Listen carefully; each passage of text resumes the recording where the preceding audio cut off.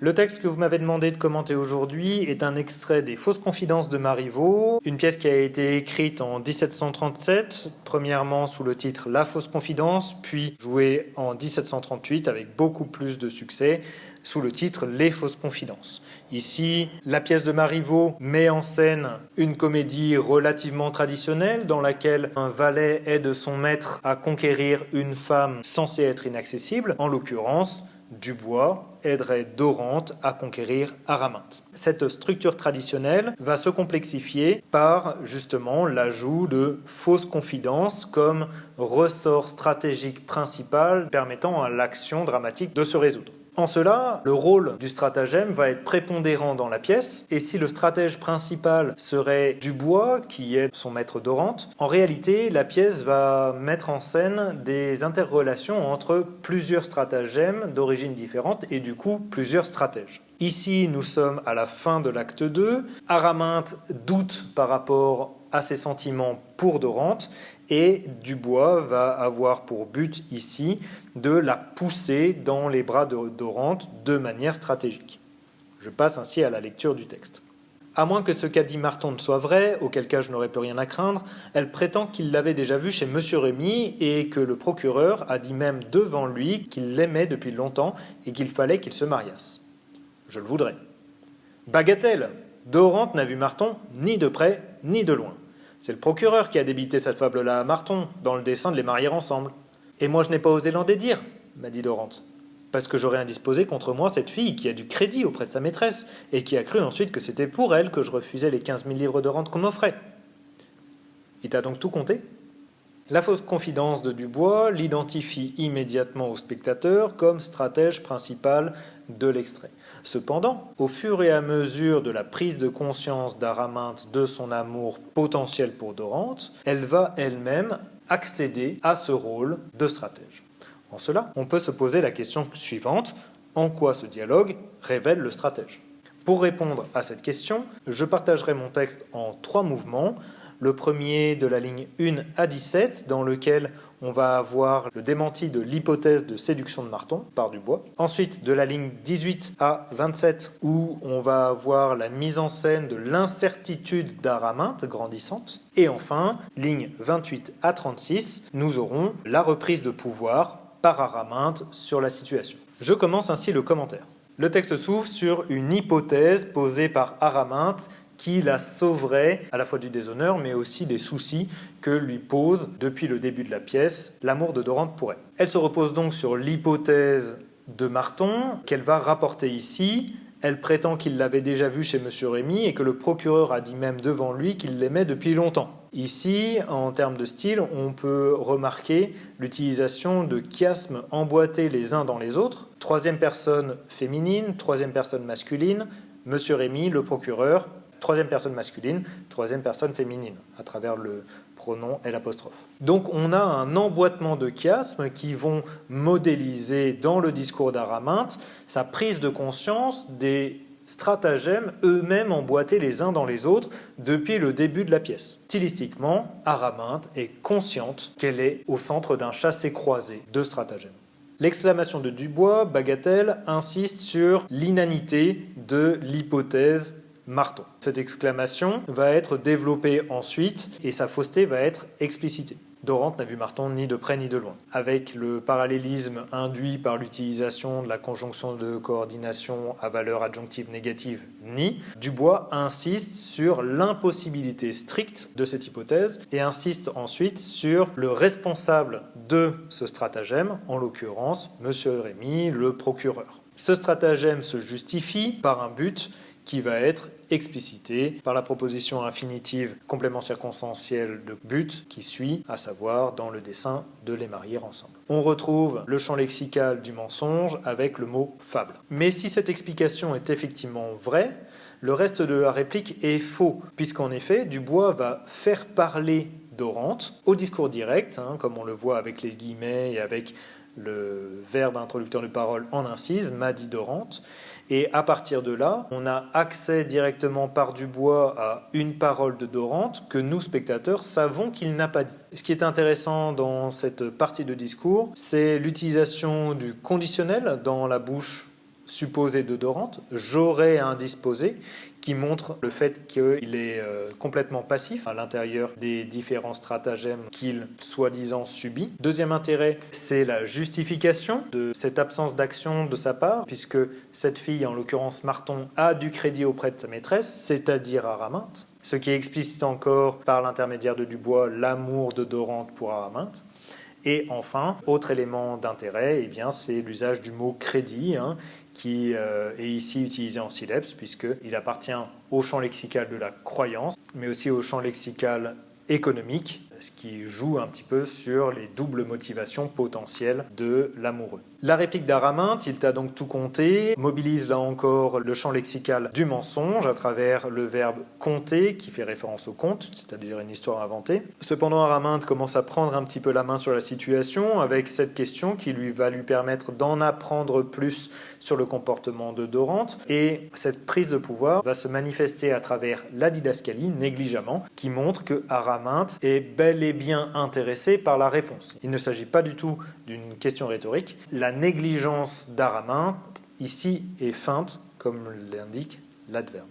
La réponse de Dubois contente à la fois le début de stratagème d'Araminthe et son propre stratagème à lui. Le stratagème utilisé auparavant à travers la reprise d'un discours direct inventé va se poursuivre ici à travers la mise en scène narrativisée de cette prise de parole, mise en scène qui va se caractériser par un effet de réel assez grand, la multiplication des détails par exemple, et l'effet de pathétique à travers cette description qui repose principalement sur la gradation finale, les gémissements, les pleurs, le plus triste état du monde, on peut noter ici le superlatif relatif. Le démenti de l'hypothèse Marton, finalement, arrange Araminthe, comme on le voit avec l'expression « ne le tourmente point ». En effet, le tourment serait pour Dorante de sortir, ce que Dubois l'a obligé à faire. Je ne prétendais pas rester dans la maison avec lui et qu'il fallait qu'il sortît.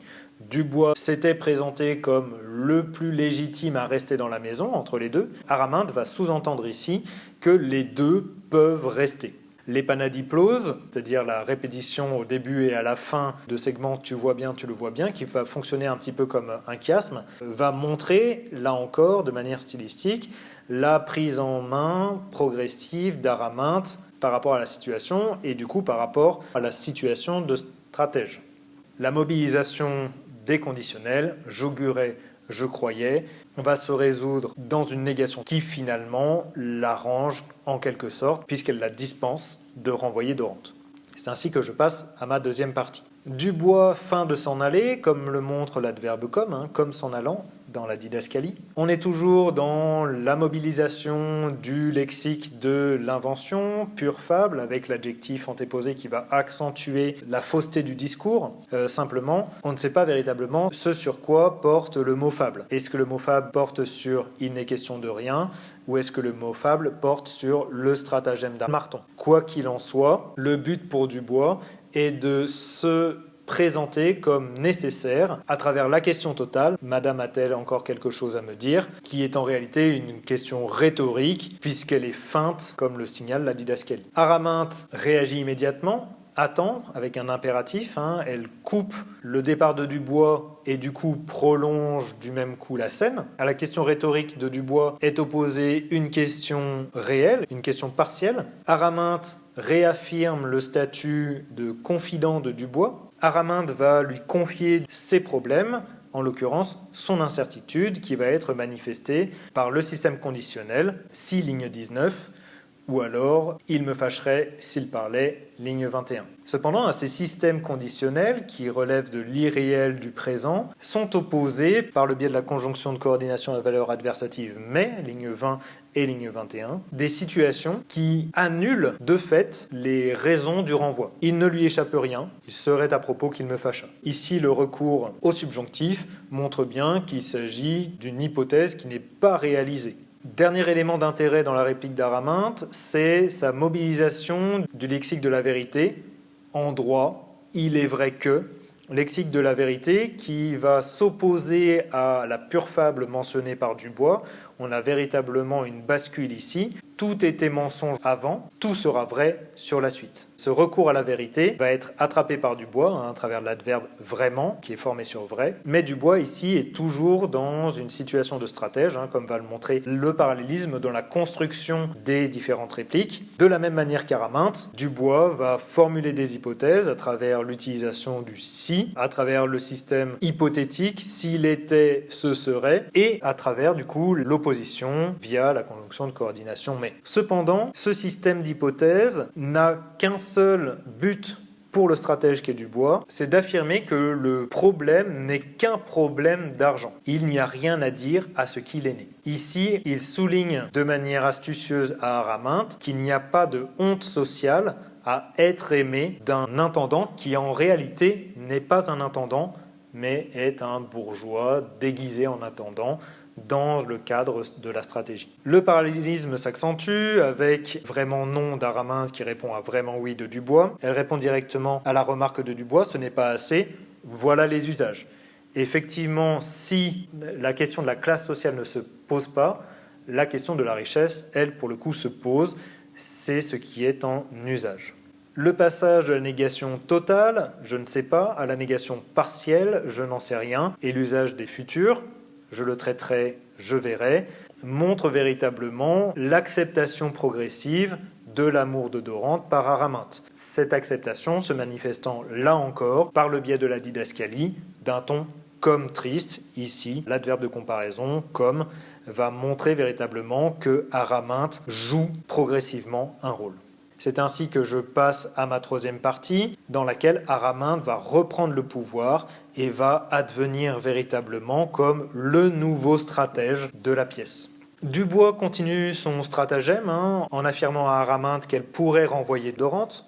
Grâce à un prétexte, on retombe dans le champ lexical du mensonge. Dubois commence par se déresponsabiliser de ce prétexte, à ce qu'elle m'a dit. Ici, il s'agit bel et bien de Marton qui est responsable. À ce mot de Marton, à cette accusation et à ce dédouanement, Araminte réagit immédiatement par l'interjection et par la négation forte, et non par le recours au conditionnel. Je ne saurais l'en accuser. Ici, il s'agit d'une hypothèse niée grâce au discordantiel ne, et par le rejet de la faute sur un autre personnage, en l'occurrence ici le comte. Ici, le rejet de la faute pourrait arranger Araminte, puisqu'elle lui permet à la fois de maintenir l'illusion sociale qui la forcerait à se marier à ce personnage, et en même temps de disculper Dorante, et ainsi de pouvoir le garder à son compte. Cependant, Dubois insiste, nie cette autre possibilité, de la même manière qu'il niait l'hypothèse initiale du texte, il va nier cette hypothèse et il va se porter lui-même en garant, en témoin, je le sais, de lui-même. Il a recueilli finalement l'information de la bouche de Dorante, et non seulement de sa bouche, mais aussi de première main, de première vue. Il y travaillait encore, il n'y a que 2 mois, lorsque je le quittais. À cette accusation succède un congé, va-t'en. Même si ce congé est justifié, il y a longtemps que je te parle, il s'agit bel et bien pour Araminte de rester seul pour réfléchir. Araminte rentre consciemment dans le stratagème de Dubois. Si on me demande ce que tu m'as appris de lui, je dirais ce dont nous sommes convenus. Ici, avec la bascule de la deuxième personne du singulier vers la première personne du pluriel, on a une inclusion à l'intérieur du stratagème. Mais cette inclusion va lui permettre à elle-même de devenir stratège à son tour pour finalement doubler en quelque sorte Dubois à l'occasion de l'arrivée de Dorante. Le voici, il s'agit de Dorante, j'ai envie de lui tendre un piège. Ici, Araminte se fait elle-même stratège, comme le montre l'utilisation du mot piège qui appartient au champ lexical de la chasse ou de la guerre. Elle se comporte ici en prédatrice, en stratège. Et là où Dubois tente à son tour de s'inscrire dans son stratagème, je lui dirais sortez. Araminte le congédie à nouveau. Elle est la seule et la dernière stratège sur scène lorsque Dorante arrive. En quoi ce dialogue révèle le stratège ? Nous avons vu tout d'abord que le stratège Dubois se révèle à travers la mobilisation du champ lexical du mensonge, à travers les inventions de discours directs, de narration qu'il peut faire pour accentuer l'effet de réel de ses fausses confidences. Mais nous avons vu aussi que, plus que Dubois, c'est Araminte qui accèdent, elles, pour le coup, progressivement au statut de stratège, comme vont le montrer notamment les didascalies, qui ont un rôle extrêmement important dans cette scène, puisque ces didascalies montrent l'accès progressif d'Araminte au statut de stratège et donc sa reprise de pouvoir progressive sur la situation d'une part, sur Dubois d'autre part. À la fin de la scène, malgré tous les stratagèmes de Dubois, Araminte reste seul et reste la seule stratège en place. Je passe ainsi à la question de grammaire. Vous m'avez demandé de traiter la construction de la négation dans la réplique lignes 4 à 9. La construction de la négation se répartit traditionnellement entre les négations syntaxiques qui s'articulent autour d'un verbe et les négations lexicales qui procèdent par adjonction d'un préfixe négatif. Ici, c'est le plan que je suivrai en commençant par les négations lexicales. Nous en avons deux exemples ici, dédire, ligne 5, et indisposer, ligne 6. Ici, dédire est bien l'inverse du verbe dire, c'est dire l'inverse de, contredire si l'on préférerait, et c'est bien formé avec l'ajout du préfixe privatif des avant le verbe dire. De la même manière, indisposer est l'inverse de disposer, qui est construit précisément sur l'ajout du préfixe négatif un avant l'adjectif disposer. Pour ce qui est des constructions syntaxiques, maintenant, nous en avons deux occurrences. Une première qui est commune et une seconde qui est un peu plus complexe. La première occurrence que je traiterai se trouve ligne 5, « Je n'ai pas osé ». Ici, on a une négation construite de manière traditionnelle, une négation bitensive, donc avec un discordantiel avant le verbe conjugué, le n', qui est l'élision du ne, et un forclusif qui est en l'occurrence pas. Ici, ce qui est intéressant de rajouter, c'est que la négation bitensive se construit non pas autour du verbe en lui-même, mais autour de son auxiliaire, puisqu'il s'agit d'un temps composé. On n'a pas « je n'ai osé pas l'en dédire », mais « je n'ai pas osé l'en dédire », ce qui est totalement traditionnel. Autre négation qui est plus complexe à gérer, c'est celle qui se situe ligne 4. Dorante n'a vu Marton ni de près ni de loin. À première vue, on pourrait penser qu'il s'agit d'une négation qui ne comporte qu'un discordantiel, en l'occurrence le n', toujours le ne et l'idée, sans forclusif. Cependant, il faut aller un peu plus loin et considérer la répétition du ni, qui est en réalité la conjonction de coordination à valeur adjonctive négative. Ni remplace et pas. Ainsi, une fois le forclusif rétabli, on aurait « Dorante n'a vu Marton pas de près ou pas de loin » ou « Dorante n'a pas vu Marton de près et il ne l'a pas vu de loin ». Ainsi, on a bel et bien un forclusif qui est pris à l'intérieur d'une contraction ici. Ce forclusif est pas, ce qui nous permettrait de déduire la portée de ces deux négations syntaxiques qui serait totale.